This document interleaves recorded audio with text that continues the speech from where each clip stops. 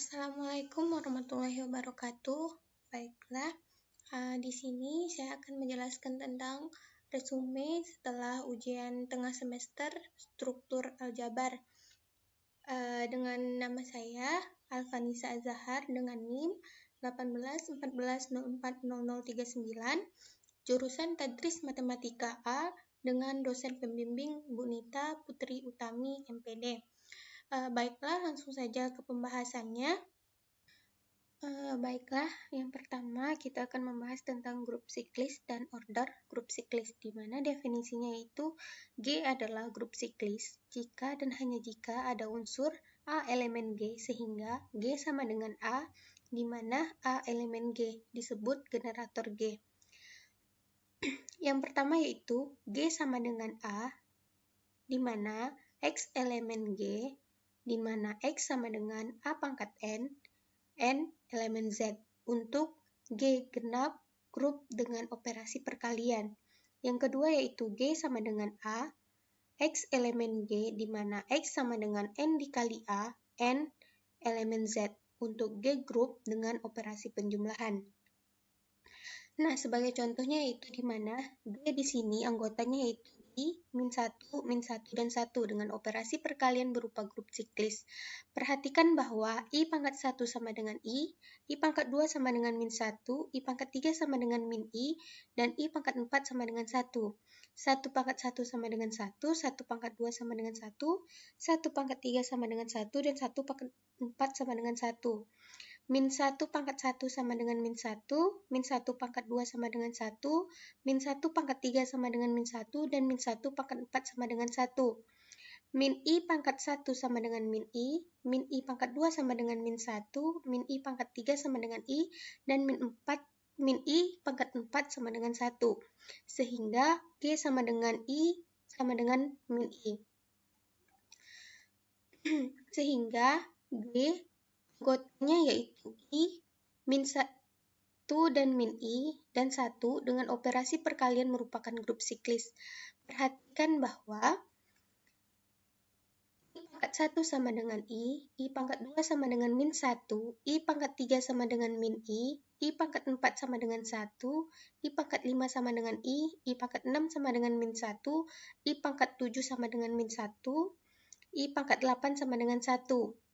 Min I pangkat 1 sama dengan -I pangkat 2 sama dengan -1, -I pangkat 3 sama dengan I pangkat 4 sama dengan 1, -I pangkat 5 sama dengan -I pangkat 6 sama dengan -1, -I pangkat 7 sama dengan I pangkat 8 sama dengan 1. I sama dengan I, -1, I, dan 1. Sedangkan -I sama dengan I, -1, -I, dan 1. Jadi, order dari I adalah 4, dan order dari -I adalah 4. Sehingga, G yang anggotanya I, -1, I, dan 1 dengan operasi perkalian merupakan grup siklis.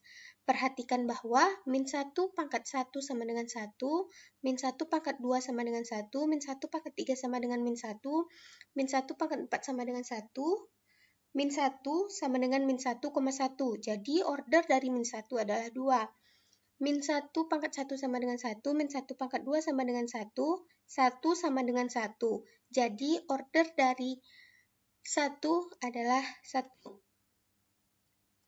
Berdasarkan uraian sebelumnya, maka definisi dari order suatu unsur dari suatu grup siklis sebagai berikut. Order dari suatu unsur A, anggota grup G, 0, dan A adalah order dari subgrup yang dibangun oleh A, jadi 0 dikali A sama dengan A dikali 0. Baiklah, yang kedua yaitu generator dan sifat-sifat grup siklis. Setiap elemen dapat ditulis sebagai pangkat G dalam notasi perkalian atau sebagai kelipatan G dalam notasi adiktif. Elemen G ini disebut generator grup. Grup siklik adalah grup yang sama dengan salah satu subgrup sikliknya, G, di mana G untuk beberapa elemen G disebut generator. Contohnya yaitu, tentukan semua generator dari grup siklik U50 untuk matriks U50 yaitu 20 dan 3 adalah salah satu dari generatornya. maka daftar pelengkap dari generator-generator untuk U50 adalah 31 modulo 50 yaitu 3, 3 pangkat 3 modulo 50 yaitu 27, 3 pangkat 5 modulo 50 yaitu 43, 3 pangkat 7 modulo 50 yaitu 37, 3 pangkat 9 modulo 50 yaitu 33, 3 pangkat 11 modulo 50 yaitu 47, 3 pangkat 13 modulo 50 yaitu 23, 3 pangkat 17 modulo 50 yaitu 13, 3 pangkat 19 modulo 50 yaitu 17, sedangkan 3 pangkat 20 modulo 50 yaitu 1. Sehingga sifat-sifat grup siklik dan generator grup. Definisinya itu, jika dipunyai grup siklik G dengan pembangunan A, maka A-1 juga pembangun dari G. Dengan mengambil sebarang X elemen G berakibat X sama dengan A pangkat N untuk suatu N elemen Z. Karena G grup berakibat untuk setiap anggota di G. Inversenya juga ada di G, yaitu X pangkat min 1 elemen G. Dapat ditulis X inverse sama dengan A pangkat N inverse, di mana A pangkat N yaitu inverse. Contohnya yaitu, buktikan bahwa 1 dan min 1 merupakan pembangun generator dari Z. Jelas bahwa Z dibangun oleh 1 karena untuk sebarang N elemen Z, N dapat dinyatakan sebagai penjumlahan 1 sebanyak N, yaitu N sama dengan 1 ditambah 1 ditambah 1 sama dengan 1 di pangkat N. Selanjutnya, berdasarkan sifat di atas dapat disimpulkan bahwa min 1 juga membangun Z. Definisi yang kedua yaitu, diberikan G grup dan A elemen G didefinisikan order dari A sebagai banyaknya elemen A yang dilambangkan dengan 0A, yaitu matriks A. Jika A tak hingga, maka dikatakan A berorder tak hingga. Selanjutnya yaitu teorema 3. Jika G grup siklik berhingga dengan pembangun A, maka A sama dengan A pangkat 2 sampai A pangkat N dikurang 1. Teorema 4 yaitu setiap grup siklik merupakan grup komutatif. Buktinya yaitu, misalkan G grup siklik dengan pembangun A, ambil sebarang X, Y elemen G, terdapat bilangan bulat M, N elemen Z. Sedemikian hingga X sama dengan A pangkat M dan Y sama dengan A pangkat N. Diperoleh XY sama dengan A pangkat M dikali A pangkat N sama dengan A pangkat M ditambah N, di mana sama dengan Y dikali X. Jadi, G merupakan grup komutatif. Teorema yang kelima yaitu algoritma pembagian. Jika M bilangan bulat positif, maka untuk sebarang bilangan bulat N terdapat dengan tunggal bilangan bulat Q dan R. Sedemikian hingga N sama dengan MQ ditambah R, dengan R besar sama 0 dan kecil dari M. Teorema 6 yaitu setiap subgrup dari grup siklik adalah siklik. Buktinya, misalkan G grup siklik dengan pembangunan A, yaitu G sama dengan A dan H subgrup dari G. Jika H sama dengan E, maka H sama dengan E. Jadi, H siklik. Jika E tidak sama dengan H, maka terdapat B elemen H, sehingga B bukan elemen E. Karena B elemen G dan B sama dengan A pangkat M untuk suatu M elemen Z, dan karena B bukan elemen E, diperoleh M tidak sama dengan 0. Dan juga karena H grup berakibat A pangkat min M sama dengan B inverse elemen H, sehingga M atau min M merupakan bilangan bulat positif. Oleh karena itu, H memuat paling tidak satu elemen pangkat positif. Misalkan, A pangkat N elemen H dengan N bilangan bulat positif terkecil. Akan dibuktikan bahwa H sama dengan A pangkat N. Karena A pangkat N elemen H berakibat A pangkat N elemen H. Ambil sebarang H elemen H berakibat H sama dengan A pangkat K untuk suatu K elemen Z. Berdasarkan algoritma pembagian, maka terdapat I dan R elemen Z. Sedemikian sehingga K sama dengan N dikali Q ditambah R, dengan R besar sama dengan 0 dan R kecil dari N. Karena A pangkat N dan A pangkat K elemen H diperoleh, A pangkat R sama dengan A pangkat K dikurang N dikali Q sama dengan A pangkat K dikali A pangkat N dikali min Q elemen H jika R besar sama 0. Hal ini kontradiksi dengan keminimalan N.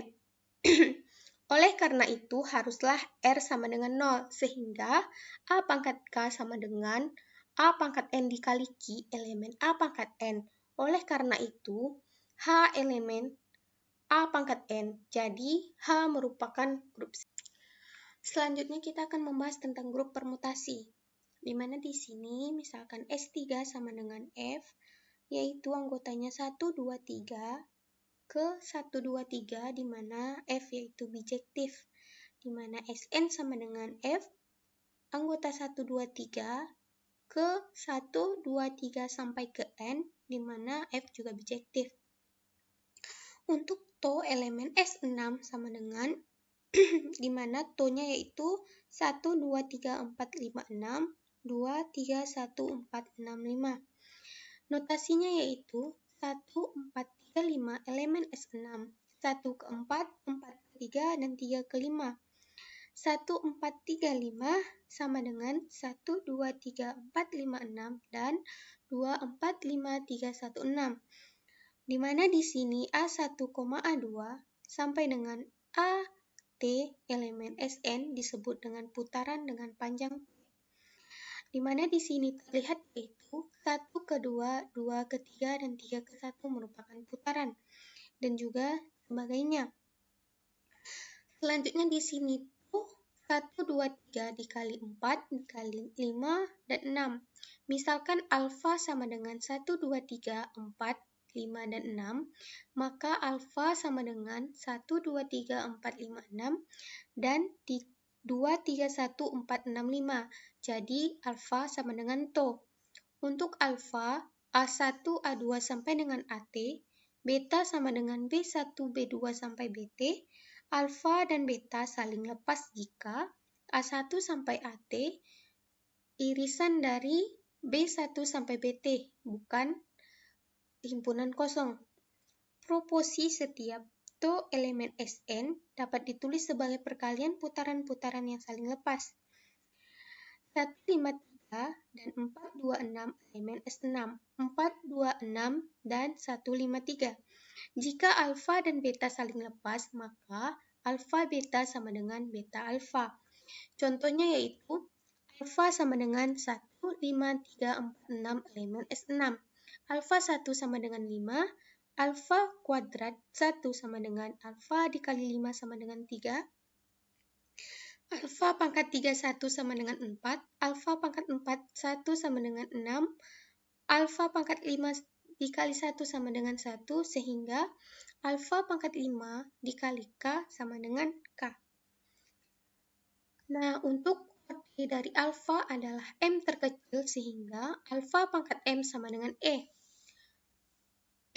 Proposisinya yaitu putaran A1, A2 sampai dengan AT mempunyai orde S. Contohnya, to sama dengan 1, 2, 3, 4, 5, 6, dan 3, 2, 1, 4, 6, 5, di mana nilainya sama dengan 1, 3, dan 5, 6. Orde to sama dengan 2, 1, 3, 5, 6, dan 1, 3, 5, 6. 1, 3, 1, 3, 5, 6, dan 5, 6, yaitu sama dengan E. Proposisi jika alfa 1 sampai dengan alfa T adalah putaran-putaran yang saling lepas, maka orde alfa 1, alfa 2, dan alfa K sama dengan kelipatan persekutuan terkecil orde alfa 1 sampai dengan orde alfa K. Contohnya di sini yaitu alfa sama dengan 1, 3, dan 2, 4, 5. Orde alfa sama dengan kelipatan persekutuan terkecil 2 dikali 3, yaitu 6. Selanjutnya yaitu 1, 2, 3, dan 2, 4, 5, 6. Sama dengan 1, 2, 3, 4, 5, 6, dan 2, 4, 1, 5, 6, 3. sama dengan 1, 2, 4, 6, 5, 6, 3. Di mana perputaran di sini yaitu 1 ke 2, 2 ke 4, 4 ke 5, dan 5 ke 6, 6 ke 3, dan 3 balik lagi ke 1. Jadi, orde alfa sama dengan 6. Proposisi selanjutnya yaitu alfa sama dengan A1, A2 sampai dengan A3 elemen Sn, maka alfa A1, A2, A3, alfa pangkat min 1 sama dengan alfa dikali A1, alfa dikali A2 sampai dengan alfa dikali A3. Contohnya di sini alfa 1, 2, 3, 4, 5, 6 dan 5, 2, 1, 6, 3, 4. Alfa 3, 5, 6 dikali alfa pangkat min 1 sama dengan alfa dikali 3 dikali alfa dikali 5 dikali alfa dikali 6. Maka sama dengan 1, 3, dan 4. 1 dan 2, 2 dan 3 sama dengan 1, 2, 3. 1, 2, 3, dan 3, 4 sama dengan 1, 2, 3, 4. Secara umum, A1, A2, A3 sampai dengan AS dikali AS sama dengan AS tambah 1. Sama dengan A1, A2 sampai dengan AS tambah 1. Setiap putaran bisa ditulis dengan atau sebagai perkalian putaran-putaran dengan panjang 2. Misalkan 1, 5, 4, 3, 6, di mana 1, 5, 4, 3, dan 3, 6. 1, 5, 4, 4, 3, dan 3, 6. 1, 5, 5, 4, 4, 3, dan 3 ke 6. Definisinya di sini itu dapat kita simpulkan bahwa putaran dengan panjang 2 disebut transposisi. Posisi selanjutnya itu setiap permutasi bisa ditulis sebagai perkalian transposisi. Contohnya di sini masih alfa sama dengan 1, 2, 3, 4, 5, 6, dan 5, 4, 1, 2, 6, 3. Sama dengan 1, 5, 6, 3, dan 2, 4. 1, 5, 6, 6, 3, dan 2, 4. 1 ke 5, 5 ke 6, 6 ke 3, dan 2 ke 4.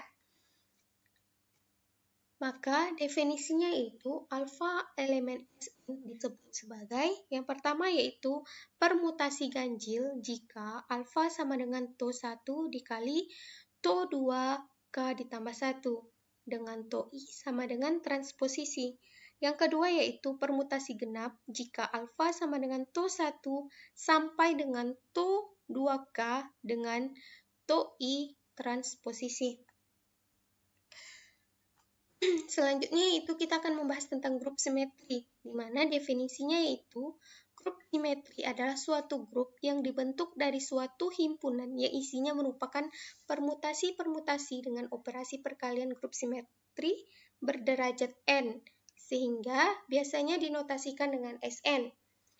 Pembuktian sifatnya, yang pertama, buktikan sifat bahwa himpunan Sn berisi permutasi bersifat tertutup terhadap operasi kali, di mana di sini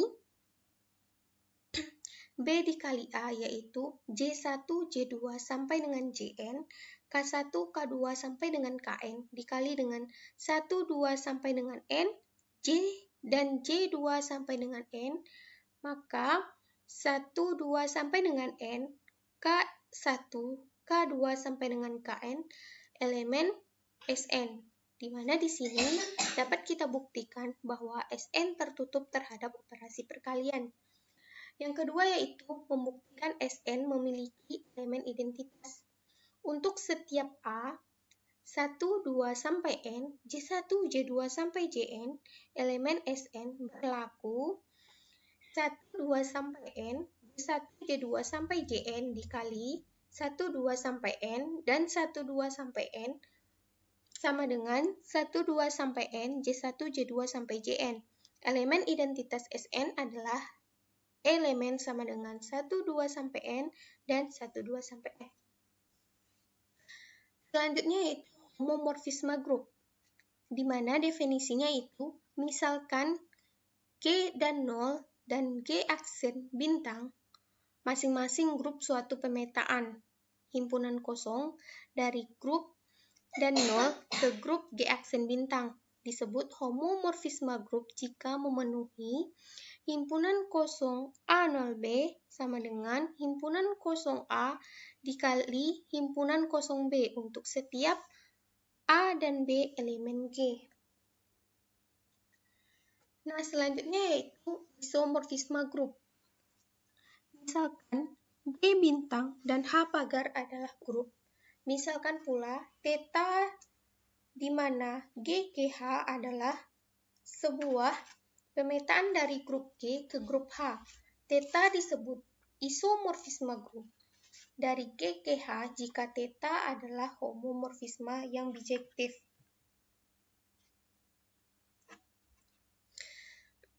Untuk membuktikan isomorfisme grup ini, kita ada beberapa langkah-langkah. Yang pertama, akan dibuktikan bahwa alfa adalah pemetaan. Yang kedua yaitu akan dibuktikan bahwa alfa adalah homomorfisme. Yang ketiga, akan dibuktikan bahwa alfa adalah homomorfisme injektif. Dan yang keempat, akan dibuktikan bahwa alfa adalah pemetaan surjektif. Selanjutnya yaitu teorema Cayley, di mana teoremanya yaitu setiap grup isomorfis ke grup permutasi. Teorema Cayley menempatkan semua grup pada konsep yang sama, yaitu sebagai himpunan fungsi-fungsi bijektif. Buktinya, cara membuktikannya adalah dengan menunjukkan sebarang grup G dapat dikonstruksikan grup permutasi dari G, kemudian menunjukkan G isomorfis ke grup permutasi tersebut. Misalkan di sini diberikan G grup untuk sembarang G elemen G, didefinisikan fungsi to G sama dengan G ke G sebagai berikut. To G sama dengan Gx untuk semua X elemen G. Jadi, kita menganggap perkalian ini elemen-elemen dari G oleh G sebagai fungsi. Jelas bahwa to A mempunyai inverse yaitu to G pangkat min 1 untuk semua Y elemen G. Jelas terdapat X elemen G sedemikian sehingga Y sama dengan to AX sama dengan GX. Bukti to Y surjektif, selanjutnya to X sama dengan to Y, maka GX sama dengan GY. Jika dan hanya jika X sama dengan Y, terbukti bahwa merupakan injektif.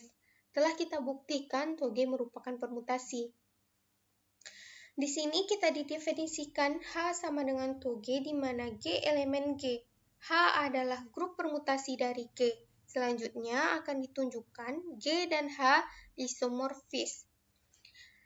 Didefinisikan di sini himpunan kosong sama dengan GGH sebagai berikut, di mana himpunan kosong per G sama dengan to G untuk semua G elemen G untuk membuktikan himpunan kosong merupakan isomorfisme. Kita harus membuktikan 3 hal berikut. Yang pertama yaitu himpunan kosong homomorfisme untuk sembarang G dan H elemen G berlaku. Dan yang kedua yaitu himpunan kosong surjektif. Jelas untuk sebarang to G akan selalu terdapat G elemen G sedemikian sehingga himpunan kosong G sama dengan G. Dan yang ketiga yaitu himpunan kosong injektif. Himpunan kosong G dikali himpunan kosong H, maka Gx sama dengan Hx itu berarti G sama dengan H. Maka terbukti bahwa himpunan kosong merupakan isomorfisme. Selanjutnya kita akan bahas tentang relasi ekuivalen, di mana definisinya itu suatu relasi yang terdefinisikan dalam himpunan A disebut relasi ekuivalen bila dipenuhi 3 syarat berikut. Untuk setiap A dan B elemen A berlaku. Yang pertama, A bukan A merupakan sifat reflektif, dan B, jika A bukan B, maka B bukan A merupakan sifat simetrik, dan jika A bukan B dan B bukan C, maka A bukan C, disebut sifat transitif. Di mana contohnya di sini, misalkan B adalah himpunan bilangan bulat dan A sama dengan B, berarti bahwa A bukan B habis dibagi 5. Tunjukkan bahwa Persamaan derajatnya merupakan relasi ekuivalen. Penyelesaiannya yaitu yang pertama, akan kita buktikan bahwa sifat reflektif. Relasi persamaan derajatnya bersifat reflektif karena A elemen B berlaku A persamaan derajat A yang berarti A dikurang A sama dengan 0 sama dengan 5 dikali 0 yang habis dibagi 5. Yang kedua yaitu buktikan bahwa dia bersifat simetrik atau A bukan B maka B bukan A.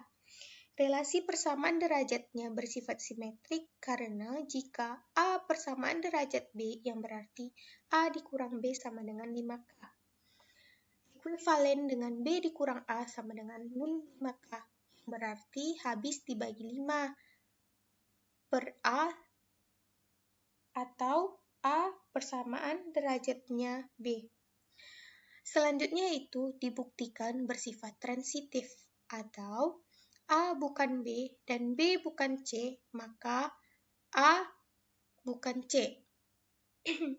Relasi persamaan derajatnya bersifat transitif karena jika A persamaan derajat B yang berarti A dikurang B sama dengan 5K dan B persamaan derajat C berarti B dikurang C sama dengan 5N, maka apabila dijumlahkan keduanya diperoleh A dikurang B ditambah B dikurang C sama dengan 5K ditambah 5N. Jika dan hanya jika A dikurang C sama dengan 5K ditambah N. Habis dibagi 5. Hal ini berarti A merupakan persamaan derajat dari C. Jadi terbukti bahwa relasi untuk persamaan derajat di sini merupakan relasi ekuivalen. Selanjutnya yaitu teorema Lagrange. Teoremanya yaitu jika G merupakan grup hingga dan H merupakan subgrup dari G, maka order dari H adalah pembagi dari order G. Buktinya di sini diberikan grup G dengan order N dan subgrup H di G dengan order M. Karena setiap koset dari H di G memiliki jumlah elemen yang sama dengan H, setiap koset dari H memiliki sebanyak M elemen. Misalkan R menyatakan jumlah sel pada partisi G ke dalam koset-koset kiri dari H. Oleh karena itu diperoleh N sama dengan R dikali M. Hal ini menunjukkan bahwa order dari H membagi habis order dari G. Sebagai contohnya yaitu kita berikan grup Z12 terhadap operasi penjumlahan T12. Subgrup-subgrup dari Z12 adalah H1 sama dengan 0 dikali H1 sama dengan 1, H2, 0, 2, 4, 6, 8, dan 10, 0 dikali H6 sama dengan 6, H3 yaitu 0, 3, 6, 9, bundaran lingkaran himpunan H3 sama dengan 4, H4 sama dengan 0, 4, 8, bundaran lingkaran himpunan H4 sama dengan 3, H5 sama dengan 0 dan 6, bundaran lingkaran himpunan H6 sama dengan 2, di mana Z12 yaitu bundaran lingkaran dari himpunan Z12 yaitu 12.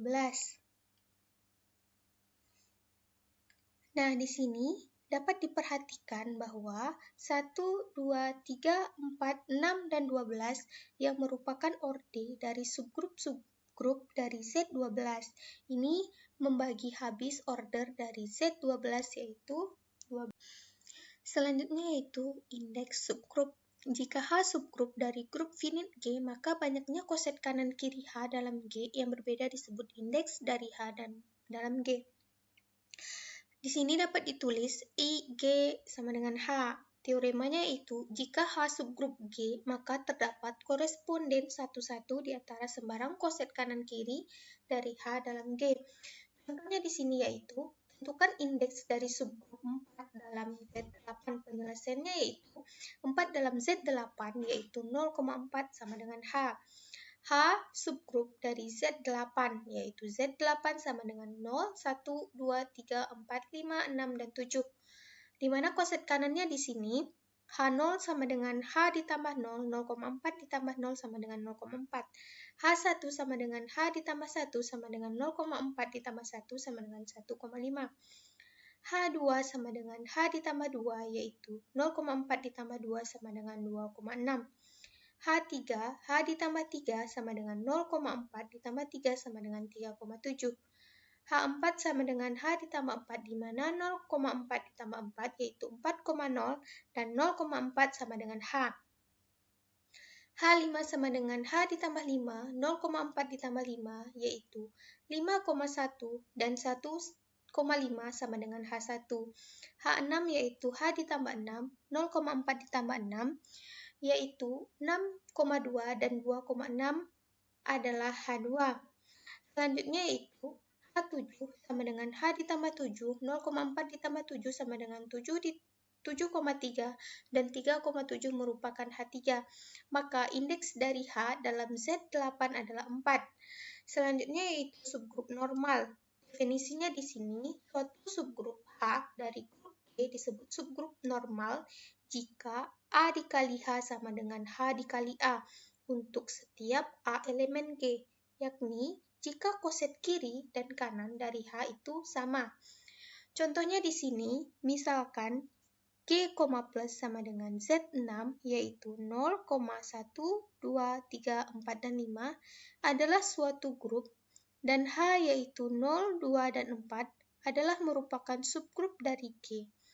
Tunjukkan apakah H termasuk subgrup normal dari G atau bukan. Di sini kita dapat membuktikannya bahwa G, plus yaitu Z6 sama dengan 0, 1, 2, 3, 4, dan 5. Generatornya yaitu 0, 1, 2, 3, 4, dan 5. Nah, untuk koset kirinya, di mana di sini kita harus mencari koset kiri dan koset kanan. Untuk koset kirinya, 0 ditambah H sama dengan 0 ditambah 2, 0, 2, dan 4, yaitu 0, 2, dan 4. 1 ditambah H sama dengan 1 ditambah 0, 2, dan 4, yaitu 1, 3, dan 5. 2 ditambah H sama dengan 2 ditambah 0, 2, dan 4, yaitu 2, 4, dan 0. 3 ditambah H sama dengan 3 ditambah 0,2,4 sama dengan 3, 5, dan 1. 4 ditambah H sama dengan 4 ditambah 0, 2, dan 4, yaitu 4, 0, dan 2. 5 ditambah H sama dengan 5 ditambah 0, 2, dan 4, yaitu 5, 1, dan 3. Di mana di sini koset kanannya yaitu H ditambah 0, yaitu 0, 2, dan 4 ditambah 0 sama dengan 2, 0, 2, dan 4. H ditambah 1 sama dengan 0, 2, dan 4 ditambah 1, yaitu 1, 3, dan 5. H ditambah 2, yaitu 0, 2, dan 4 ditambah 2 adalah 2, 4, dan 0. H ditambah 3, yaitu 0, 2, dan 4 ditambah 3 adalah 3, 5, dan 1.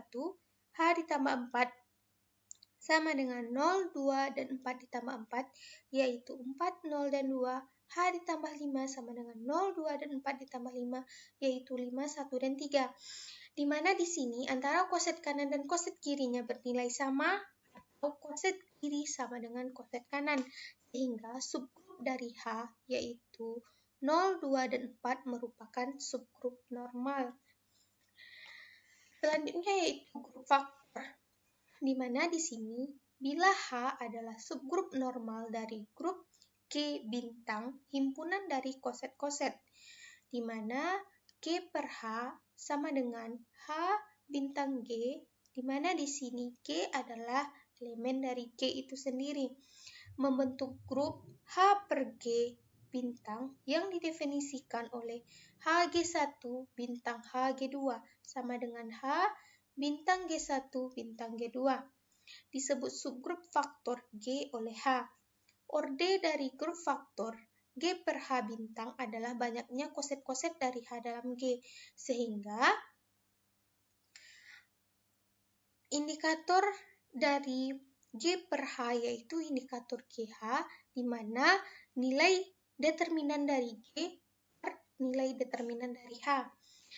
Contohnya di sini, misalkan G yaitu 0, 1, 2, 3, 4, dan 5 dengan operasi penjumlahan bilangan bulat modulo G merupakan grup H, 0, 2, dan 4 adalah subgrup dari G.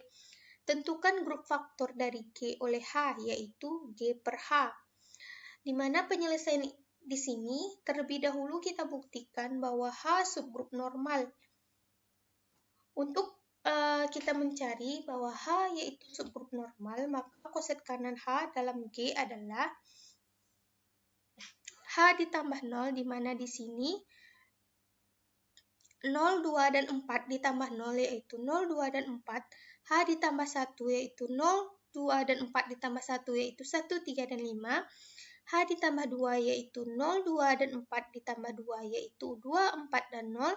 H ditambah 3 yaitu 0, 2, dan 4 ditambah 3 yaitu 3, 5, dan 1. H ditambah 4 yaitu 0, 2, dan 4 ditambah 4 yaitu 4, 0, dan 2. H ditambah 5 sama dengan 0, 2, dan 4 ditambah 5 yaitu 5, 1, dan 3. Di mana di sini karena koset kanan sama dengan koset kiri sehingga H merupakan subgrup normal. Sekarang kita tentukan bahwa order grup faktor G oleh H yang dibentuk dari subgrup normal tersebut yaitu indikator dari G per H yaitu indikator dari G ke H yaitu determinan dari G per determinan dari H, di mana di sini nilai determinan G yaitu 6 dan nilai determinan dari H adalah 3, maka 6 dibagi 3 yaitu 2. Jadi, grup faktor G oleh H yaitu G per H, di mana di sini himpunan H dan 1 ditambah H. Selanjutnya yaitu kernel dari homomorfisme. Misalkan F suatu homomorfisme dari grup G ke dalam F KF adalah himpunan semua X elemen G yang dipetakan F G E aksen, di mana E aksen merupakan unsur identitas dari G aksen atau KF sama dengan X elemen G untuk himpunan kosong Fx elemen E aksen. Teoremanya di sini yaitu misalkan F homomorfisme dari grup G aksen dengan kernel K, maka K adalah subgrup normal dari G. Contohnya di sini diberikan G grup bilangan real dengan operasi penjumlahan dan G sama dengan G aksen himpunan kosong X sama dengan 13X untuk setiap X elemen G. Apakah himpunan kosong homomorfisme? Jika iya, tentukan kornelnya. Penyelesaiannya di sini kita ambil sebarang nilai X, Y, elemen G sehingga X di sini himpunan kosong X yaitu 13X dan Y himpunan kosong Y yaitu 13Y. Jika kita jumlahkan maka himpunan kosong X ditambah Y yaitu 13X ditambah Y. Sehingga 13X ditambah 13Y maka kita menghasilkan himpunan kosong X dan himpunan kosong Y. Di mana di sini berarti bahwa himpunan kosong merupakan homomorfisme. Elemen identitasnya dari G aksen yaitu E aksen adalah 0, sehingga kernel dari himpunan kosong adalah kernel X elemen G, di mana himpunan kosong X sama dengan E aksen, kernel dari X elemen G, di mana 13X sama dengan 0, maka kernelnya yaitu himpunan kosong. Jadi, kernel dari himpunan kosong adalah himpunan 0. Selanjutnya yaitu teorema homomorfisme grup, di mana di sini misalkan G bintang dan H bundaran lingkaran adalah grup suatu homomorfisme grup dari G GH adalah suatu pemetaan F G GH yang memenuhi F X bintang Y, di mana di sini Fx bundaran lingkaran Fy untuk setiap X Y elemen G. Atau di sini dapat kita definisikan G bintang dan H bundaran lingkaran adalah grup dari F, G ke H disebut homomorfisme grup jika dan hanya jika yang pertama F di mana G GH adalah fungsi, yang kedua di mana memenuhi pengawetan operasi yaitu F X bintang Y sama dengan Fx bundaran lingkaran Fy untuk setiap X, Y elemen G. Untuk Z plus adalah grup, identifikasi F, yaitu Z ke Z dengan Fx sama dengan 2X, merupakan homomorfisme grup atau bukan. Dimana di sini akan kita buktikan bahwa F Z ke Z dengan Fx sama dengan 2X memenuhi yang pertama yaitu fungsi. Ambil sebarang X1 dan X2 elemen Z dengan X1 sama dengan X2. Perhatikan bahwa X1 sama dengan X2, 2X1 sama dengan 2X2, Fx1 sama dengan Fx2. Jadi, F Z ke Z dengan Fx sama dengan 2X adalah suatu fungsi. Yang kedua yaitu memenuhi pengawetan operasi. Ambil sebarang X1 dan X2 elemen Z dengan X1 sama dengan X2. Perhatikan bahwa Fx1 ditambah X2 sama dengan 2X1 ditambah X2, Fx1 ditambah X2 sama dengan 2X1 ditambah 2X2, sama dengan Fx1 ditambah Fx2. Yang di atas memenuhi pengawetan operasi. Dari A dan B, maka F Z ke Z dengan Fx sama dengan 2X adalah homomorfisme grup. Sekian pembahasan saya. Assalamualaikum warahmatullahi wabarakatuh.